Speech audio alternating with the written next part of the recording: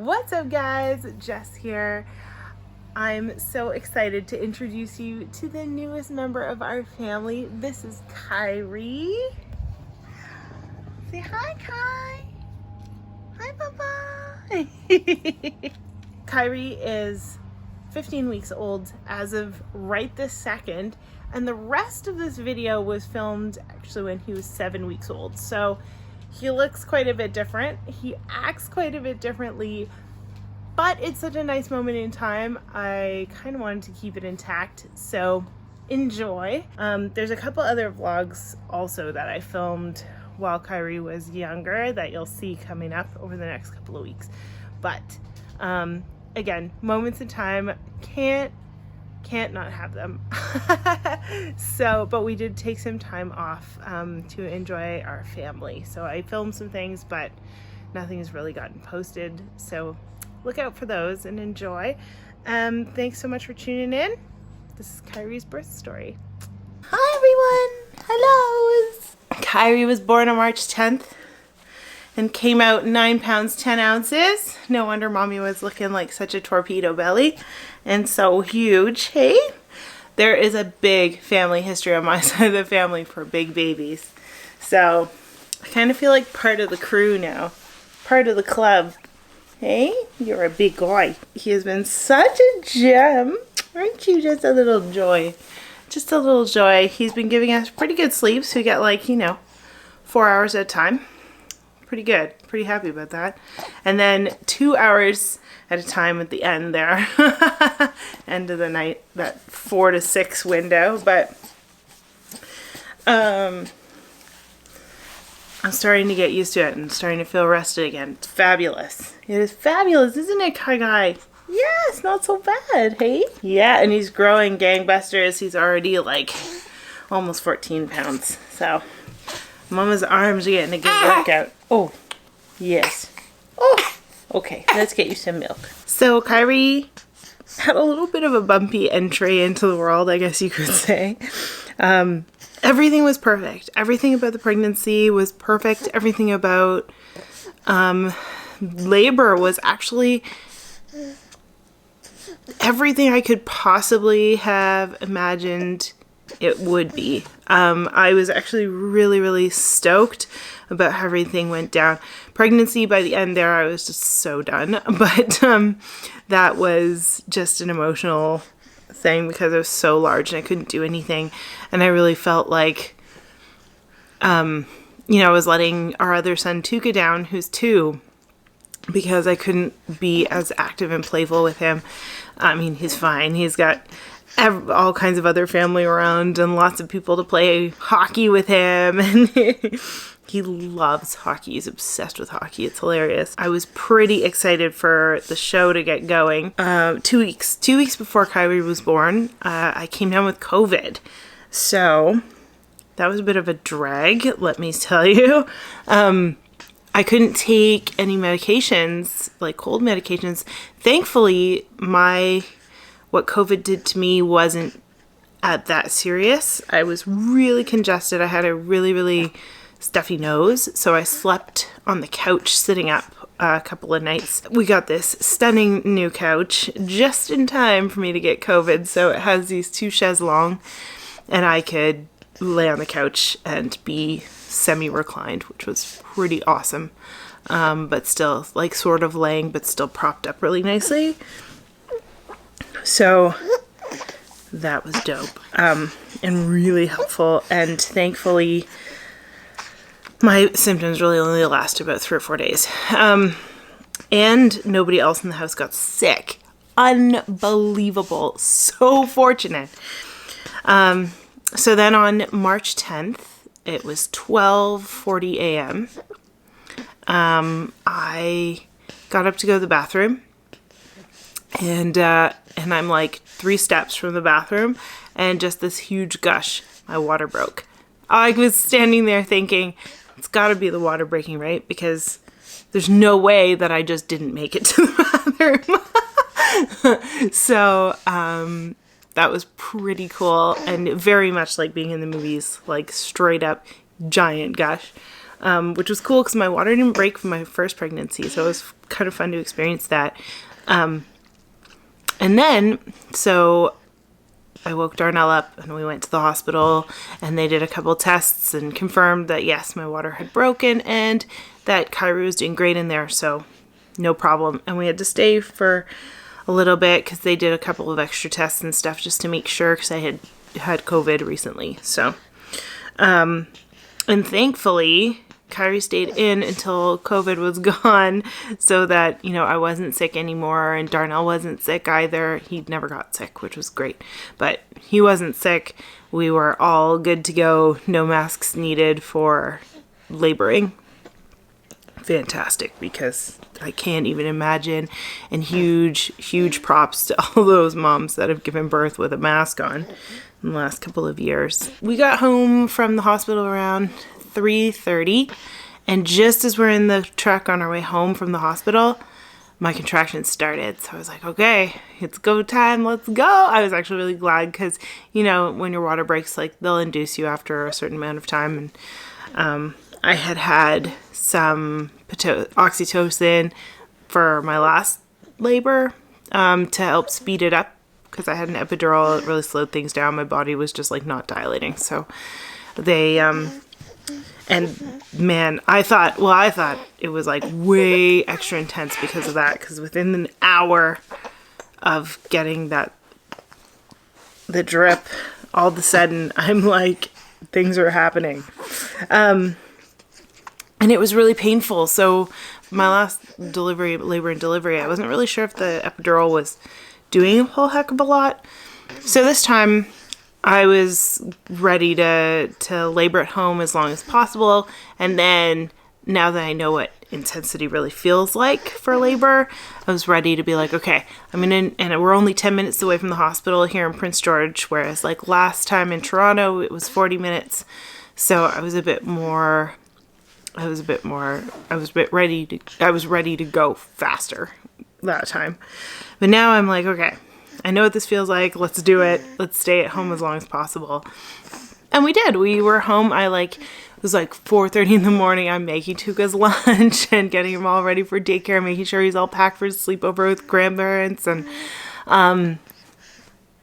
then I'm bouncing on an exercise ball and like holding onto the couch, and it was really like, you know, we were watching some movie on Netflix and I'm thinking we've got a long way to go, you know, but by 6:30 I'm like, Darnell, we have to go. It is time to go. Let's get in the car. All of our hospital bags were already in the car from going for that checkup in the middle of the night. So we're like, okay, it's time to go. It's go time. Let's go. Let's go bring Kyrie into the world. So, hi. Oh, good job. All right. Hi. What you doing? Do you need a burpee? So we got in and like spirits were super high. Like we're super pumped. I was stoked. I had my playlist ready. I was ready to rock and roll. They took us right into a room. And I got the exercise ball and like leaning over the bed and walking around, dancing a little bit, and had my playlist going. And something that I thought was really funny about like my water breaking was that like it gushed, but then it continued to gush in like repeatedly over time. So by the time I got to the hospital, my pants were soaked. You know, who cares about having a pad? So, it was kind of funny, and I was really happy to be in there and just like get comfortable. And so that's like 6:30, 7 o'clock. And then by 9, by 8 o'clock, I was like, okay, like things are starting to pick up here. Can I get some of the laughing gas, the nitrous oxide? So I had some of that. That was awesome. That actually was great. I really enjoyed it. I really enjoyed it for like 2 contractions, and then they were just too heavy and I couldn't enjoy it anymore. But it was really helpful, I should say. It really got me through. So that's it. That's all I used. I didn't have to go with the epidural, but let me tell you, transition, oh my God. So it felt just like last time. except I didn't have an epidural and I didn't have any Pitocin and or oxytocin, and so I thought, you know, maybe the epidural really didn't work as well as, or it didn't. It worked about just as well as I thought it did, aka it didn't work. So I'm glad that I went with the gas because I felt more in control and I could move. I could get up, I could move around, and I liked that a lot. And transition was ridiculous, but my doctors were awesome. And the nurses were awesome and gave me a whole bunch of like great techniques to use to not bear down, which is exactly what my body wanted to do. So I was doing some horse breathing, which I found to be most effective. Just go, that's the one. Just get the lip trills going. That happened for an hour. And then they checked me and I was like 6 centimeters when it started getting like, I had to get the gas on, and then I was about 8 centimeters and I was like, yes, we're almost done. Like we're almost there when I started the horse breathing shenanigans. So I'm like, okay, we're in good shape here. All of a sudden, my doctor comes in and she checks me out and she goes, yeah, I think you're only like 6 centimeters. And I was like, what? So then I had a contraction and she checked again and she was like, no, I think you're 8 centimeters, maybe 9 centimeters. And I'm like, interesting. So she's like, yeah, okay, so you definitely are dilating more with the contraction. So let's keep going a little bit and then we'll see where you're at. So then she comes back in and I was just like, I'm like bearing down. Like I feel very strongly the need to push. So she's like, okay, give me a push. Okay, let's have a burpee, honey. We can have a burp. Yes, come here. Oh, yes, oh, baby. Okay. So I'm like, okay. So we do a little trial push. And she's like, oh, that's interesting. Well, you're 10 centimeters when you push. So it turns out I have a stretchy cervix. That's exciting. I didn't know that was a thing. And so she's like, okay, let's get ready to push. So then, there were a whole bunch of nurses and my doctor and a whole bunch of students and residents were there. So there were like 14 people in the room.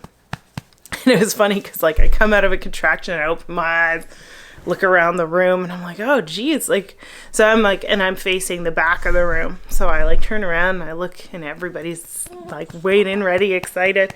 I'm like, okay, this is it. Here we go. Yay, I get to push now because honestly, like, it's the only thing you want to do. How you doing? Was it a good, nice burps? Yeah, okay. And we have little spit ups. Let's give you a dry spot. Oh no, please don't spit up down my cleavage again. Oh, it's the worst. Oh my God. Yeah, so that was pretty cool. So I'm like, okay, it's time to go. Let's go. Let's meet Kyrie. Let's meet him. So I pushed for 10 minutes maybe. And I can feel the top of his head. So they had me like reach down and, oh. What would you like? What would Kyrie like? Would you like more milk? Are you not done yet, honey? Where was I? Things were just getting good, weren't they? Yes! So, so I reached down and I feel his little hair and I'm like, oh my God. So I'm thinking, okay, 1, maybe 2 pushes because here comes the ring of fire, aka head coming out. So I don't want that to last very long. So I push once, don't make it. So I'm like, okay, try again. Push twice, and out comes his head. And they put the monitors, the fetal monitors, on my abdomen, my lower abdomen. And the mood kind of changed. So something definitely like his heart rate dropped or something, which I had the wherewithal to notice. But so they're like, okay, we're going to push really hard with all your might, like push, push, push, push, push. So I'm pushing between contractions. Then I had to take a break. Like it's unsustainable. So I'm taking a break and then I get back into it. And then I open my eyes and like all you can focus on is pushing. Like I had no clue, but now that my eyes are open, I have an idea of what's going on in the room. It's full of people. Full of people. There were like 20, 30 people in the room. We've got two nurses pushing on my belly, trying to get him out. The doctor's like yanking him out, and I'm pushing with all my might, and I'm just like, oh shit. So, and then I feel him come out, and I hear go, go, go. And I'm like, oh shit. So then I'm listening. So like, it's so much exertion that like I didn't have my eyes open for a couple of minutes, but I'm listening because I'm like, okay, where's the cry? Where's the cry? And then I'm like, what's going on? Like, why can't I hear him yet? And they're working on him in the corner. I can feel Darnell next to me. And then I hear a little something. It's not really a cry, but it's a baby. And I'm like, oh, thank God. And then they wheel him over to me, and he's so pale. They wheel him over to me, and they're like, we're going to take him to the NICU, but have a look at your baby before we go. So I was like, oh my God. So I'm like, hi, little Kyrie. So it's beautiful. Like, there's nothing quite like seeing your baby for the first time, especially seeing their little face. I remember when Tuukka was born, because he went straight onto my chest, I just saw his hair for like forever. I was like, I can't see his face. So they wheel him into NICU, and I'm just like, Darnell, go. Or that's what probably happened in my mind, because I don't think I actually said it, because I remember thinking later, did Darnell go with him? So off they went, and I delivered a placenta, and then they let me rest in the room for like 2 hours, 3 hours, which was a really weird sort of moment, because I was like, where's my baby? Like, I really want to go see him. When do I get to go see him? But I was in and out of dozing, and they were like, there was somebody, like, a couple of people were in my room with me the whole time, just, like, chatting with me, and, like, everything seemed super chill and calm, and even, like, my doctor, during this whole thing, all I could hear was her voice being like, you're doing awesome, keep pushing, you're doing great. Absolutely no panic. So I gotta say, like, the team that delivered Kyrie were far and away some of the best professionals that we could have asked for ever. And so huge thanks to them. I find, like, this guy doesn't love to fall asleep while feeding. He really likes to fall asleep rocking afterwards. Hey, babe. Yes. Yes. And you may not be tired either, to be honest with you. You had a big nap this morning. Yeah. But you want to get up and look around? Yes. Of course you do. There's so much going on in the world.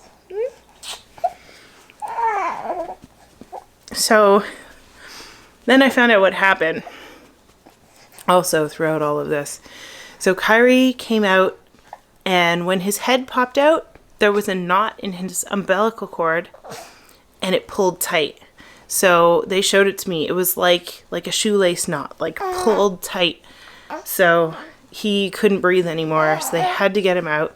And then he had the cord wrapped around his neck, so they had to get that off, then deliver the rest of his body, but his shoulder got stuck in my pelvis because he was so big. Ugh. So they had to, like, yank him out. What a disaster. But yes, he was out of my body in 19 minutes. So at 9:39, thankfully, we had a wonderful little Kai guy out in the world. Oh! And I have to go for a few minutes because we have a phone call with a mortgage broker to talk about us getting a mortgage. Exciting. So, more about that later. But yeah, anyways, good news is he's safe and sound awesome, healthy, growing, eating, loving life. And he was eating like immediately. Once they wheeled me into the NICU, he was just hanging out with his daddy in his daddy's arms. And then we had a nice nurse, didn't we? And he latched right away. It was amazing. That's like a wild to me. He knew exactly what to do. And well, truly so did I this time. Last time it took us a while to get there, but like a week of training. Oh, yes. But we got there. We did it. We did it. Okay. And yeah, so Kyrie's been a good nurser right from the start, which was really cool. Yeah. And he's good at taking a bottle too, which is awesome because it means things like grandparents hangouts and mommy and daddy get to go on a date night every once in a while. We've only been on one, but that's pretty good in 7 weeks. Hey, buddy? That's pretty good. Yeah. We went to see curling. Oh. Okay. Well, I should go. But it's really nice to catch up. Please leave me a comment below and let me know what you've been up to. And, oh, thanks, buddy. We'll see you in the next one. All right, say bye-bye, Kai. Say bye-bye. Bye-bye. Yeah. All right, see you soon.